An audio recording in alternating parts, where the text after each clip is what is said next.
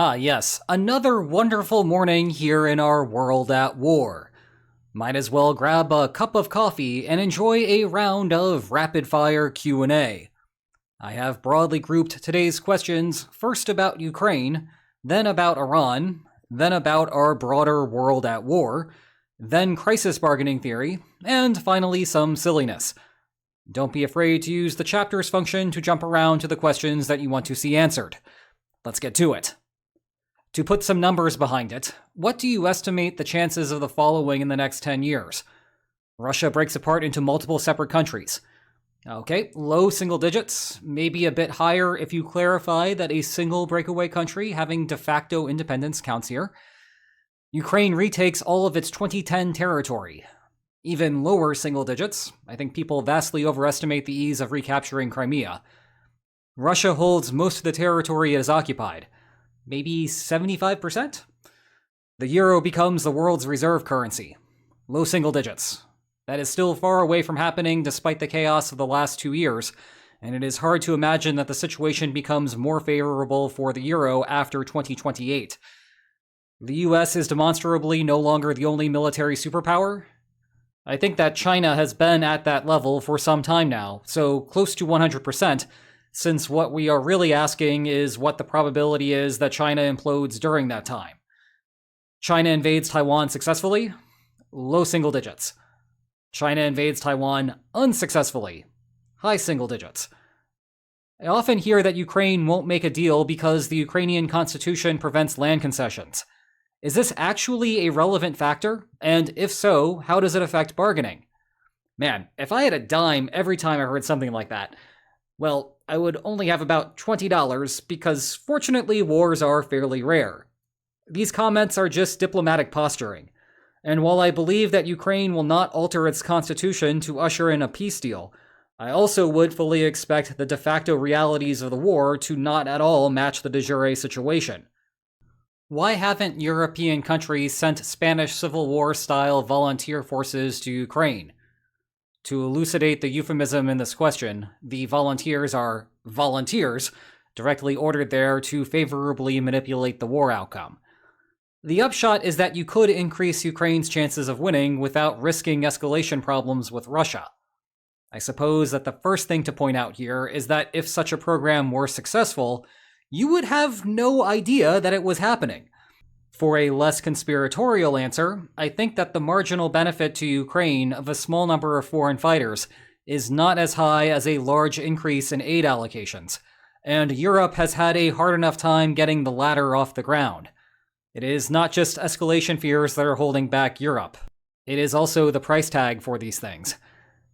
Is there any chance that the Supreme Leader not making public appearances could destabilize Iran, or otherwise cause domestic friction within Iran? Or, I guess, put another way, how long can the new Supreme Leader be as radio silent as he is before problems arise? I think that if this was going to be a problem, then it already would have been a problem by now. Instead, everything seems fine domestically in Iran. The IRGC has successfully taken over policymaking in the country, using what is left of the Supreme Leader as a figurehead. So, I guess more power to them for using the war as a means of instituting a de facto coup. Why didn't/haven't the Houthis supported Iran in the war by closing the Bab el-Mandeb Strait? In a conflict full of fog, this one has a clear answer. The Houthis do not have the military production to do that on their own. They need Iranian weapons. And for all of the problems that arose during the war, the United States effectively sealed off Iran from that distribution line. So if the Houthis started asserting themselves, the United States would be inconvenienced, but there would be little hope for a Houthi victory. In turn, the Houthis have stayed out of it, wanting to use whatever stockpiles they have to deter the United States from getting further adventurous. As of the writing of this comment, Wikipedia lists Iran as the winner of the war. Would you say that's accurate? Is the war even over? I should note that Wikipedia has since changed the status of the war as ongoing, but it is absolute insanity to describe Iran as having won the war. Imagine describing the winner of a war as having seen its leader killed, a large chunk of its top officials also killed, and its economy completely smashed, all while imposing a grand total of 16 fatalities on the other side. In fact, by some metrics in political science, we could not even classify it as a war because the United States did not lose enough people. I do not know why it is so difficult to comprehend that two things can simultaneously be true. One, the United States failed to achieve its implied objectives, and two, Iran still got roughed up in the process. Remember, war is inefficient, and there does not inherently need to be a winner when two parties fight. This is not some sort of zero-sum football match. It is negative-sum, and we saw that in action. The US is a net exporter of oil, so why would Trump care so much about reducing global oil prices? Wouldn't high global prices benefit the US? Yes and no. The problem is that oil is an input good, and so striking it from the economy has second-order effects that swamp out any of the extra profits from US oil companies. There is also the political problem of how everyone with a car has a vote, for the most part, and there are a lot more car owners than oil company executives. Still, this is a reason why, from a total economic perspective, the war has not been as bad for US growth as it might seem. Why are crude oil futures dropping when the strait still isn't really open? I think it is best not to read too much into this. The markets are betting that the flare-ups between the United States and Iran will not ultimately go anywhere. Personally, I recommend that we go down to the Winchester, have a nice cold pint, and wait to see whether they are right. Why aren't you a wildly successful oil trader? I am sure that if I spent enough time reapplying my knowledge, I could be investing and turning some tidy profit, using my sage wisdom that war is good for business, but also peace is good for business. However, I also work two jobs as it is, and there is less risk involved in both of them. Also, both of them are far more intellectually stimulating. Also, you do not get nice emails from policymakers thanking you for your work when you are trading stocks, so there is that too. Just a reminder that economists would tell you to put everything in a low-cost index fund, do not pay attention to it for 40 years, and then retire happily. Am I crazy, or are the administration's announcements about the war closely tailored to the opening and closing of stock markets? Deal on Monday, escalation on Friday, etc. This is one of those internet facts about the Trump administration that does not make too much sense once you start to think about it. As a jumping off point, the deal on Monday, escalation on Friday pattern is not consistent, though it certainly draws more attention when the developments align with those dates. Second, there is no real benefit to making Monday's markets look better if it is all going to sink down again in a few days. If anything, keeping the markets uncertain of what will happen next prevents capital from finding the efficient investments to make, which ultimately hurts the economy. Finally, the remaining accusation is that Trump times these announcements so that he and his friends can engage in insider trading. However, you do not need markets to be closed to make insider trades. There are some marginal benefits in that your trades will not distort the price as much, allowing you to make a larger profit per trade, but that is also counterbalanced by how it is much harder to launder your trades during that time. So that does not make any sense either. It is not in the Memorandum of Understanding, but there has been a lot of talk about Iran having to stop funding proxies. Given that there are so many paths to secretly send money/weapons/intelligence, how could such a condition be implemented in a deal in a credible way? In the extreme, the inability to monitor aid like that can cause wars. However, I do not think that US intelligence has ever had a difficult time detecting Iran making shipments to its network of proxies. So the way that this would impact a deal is by having to offer Iran a small premium to accept the deal and not take advantage of a very brief window of exploitation before the United States reverts back to war. Is there a brief response to people who might claim that NATO's, or more specifically Germany's rearmament, is more about a new aggressive military posture rather than the stated goal of deterrence and strategic complementarities? I would point out that NATO allies struggle to agree to spend money on basic defense measures. How does anyone expect them to amass a political consensus to go on the offensive? What do you make of the recent reports of various US assets and personnel leaving Europe? How uncomfortable should this ought to be for post-Warsaw Pact nations if the changes are lasting? Let me dispense of the hypothetical there. These changes will be long-lasting, and that applies even if Democrats take power in 2029. I think that this is one of those places where there is an enormous public elite divide, where some portion of Europe was under the impression that if the continent raised defense spending, that the United States would maintain the status quo. That was never, ever what this was about. It has always been about the United States refocusing its efforts elsewhere, which entails, guess what? Redeploying assets. Everything you read about that is happening in Brussels is a negotiation between the United States and Europe about how to do this as smoothly as possible, because both sides do not want to screw up the transition and unnecessarily cede power to Russia. Elites have always understood this, given that they are the ones overseeing the process. So if you, or someone you know, finds this to be concerning, just remember that your Ministry of Defense has already baked this into their thinking. They are not freaking out about it, and neither should you. Is there any possibility that we could see a repeat of a strait closure if and when China invades Taiwan? The Strait of Malacca seems fairly easy to close, especially with a little help from the US military. 100%. The United States would shut it down to traffic inbound toward China. Moreover, it is difficult to imagine how China would challenge it when the PLAN is comparatively weak and will be focused on what is happening in the Taiwan theater. How effective the strategy would be, though, remains a point of contention. There are a bunch of other ways to reach China aside from Malacca, including going way south and around Australia. China has also shifted away from fossil fuel dependence and accelerated that process after the Iran war, so Malacca's utility may be fast diminishing. Perhaps we will revisit this point in a future video.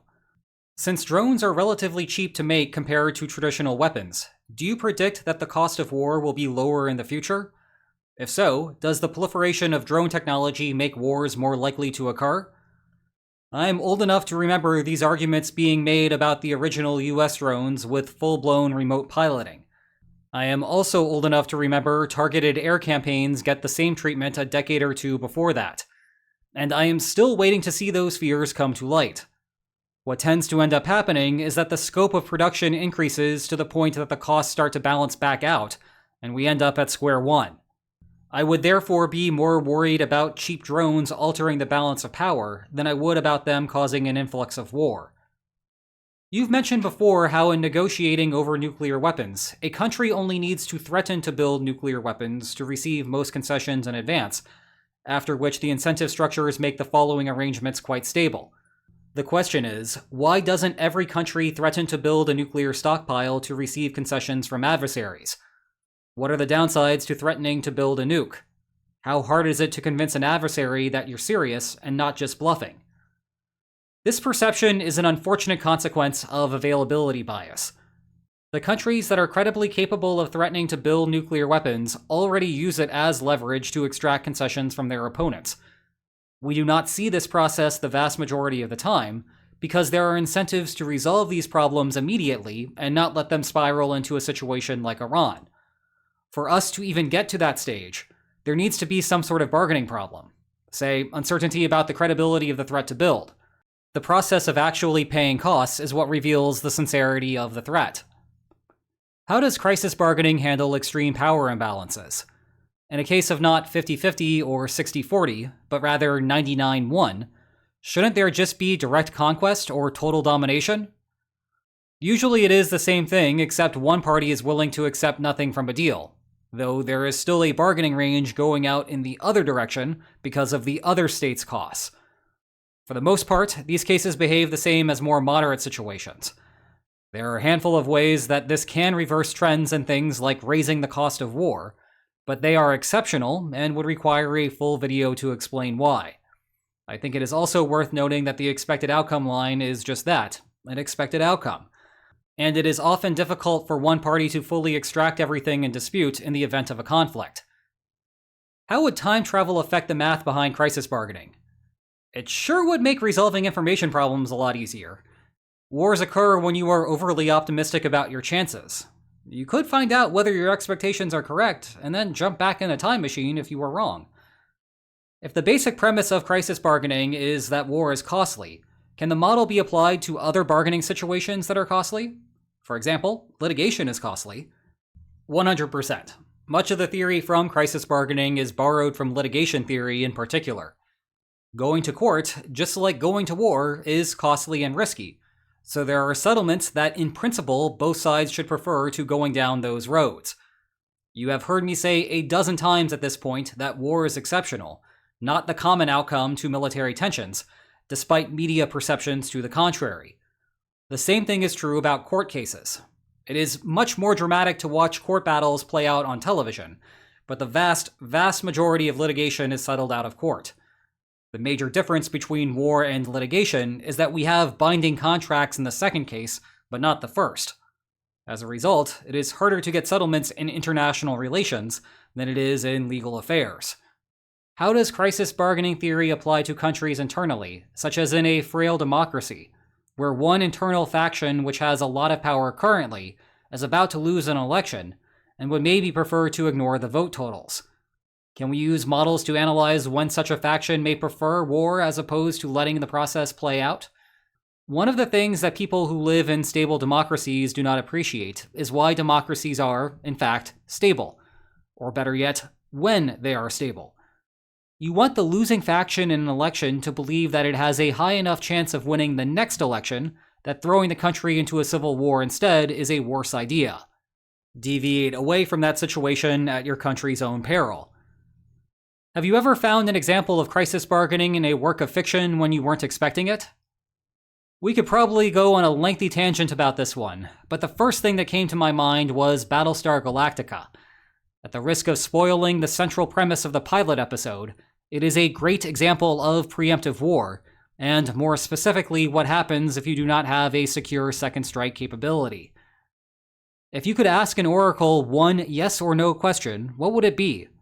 You will know that the answer is correct, but other people won't necessarily believe you. It has to be any 50-50 gamble out there, right? As long as you have a solid amount of liquid assets, you would make a solid profit by instantly doubling your money. How can we tell the difference between a government action being the product of incompetence versus corruption/malice? Can game theory furnish us with a rhetorical razor? One of the more useful fictions that you can use in crisis bargaining is to assume that a state is run by an unbiased leader, simply trying to maximize collective welfare. Then you observe what happens under those conditions, and see if it reflects reality. There is a stereotypical knee-jerk reaction when freshmen in Intro to IR see a model like that and want to complain that it is unrealistic, and thus we should not bother studying it. When, in fact, the alleged lack of realism is exactly why we should study it. Will you ever upload actual recordings of the classes that you teach? I try not to do one-for-one duplications anymore because, there are a lot of, pauses when you are not reading from a script. But you can find faithful reproductions of everything that I teach if you go deep into the playlists on my channel. There is also the Introduction to IR playlist that I have since migrated to this channel. Be forewarned that there is a reason that I did not enjoy mainstream success when all I was doing was producing those videos. Actually, it is pretty funny. If I do a more technical video now, I can look at video retention metrics and see exactly where I start getting into the math, because I lose about 25% of my audience immediately. Speaking of technical stuff causing my retention metrics to drop, derivatives! Leibniz notation, df/dx, or Lagrange notation, f prime of x. Lagrange if I'm just doing something casually, Leibniz if I'm writing a serious publication. Are the Bills going to lose in the divisional round of the playoffs again? Hey, maybe you will have some hope now with the new stadium. Also, Duff's over Anchor Bar. Current TV and video game recommendations? I just finished watching Dexter Resurrection, which I think has fittingly resurrected the franchise. Great supporting cast. My next new watch will be the most recent season of For All Mankind. I also just bought the remix of Star Fox, which is excellent. And on that note, do a barrel roll! Or just watch another one of these fantastic videos from the Geopolitics Helpline archive. And if you enjoyed today's video, then use bombs wisely. Then please like, share, and subscribe, and I will see you tomorrow. Take care.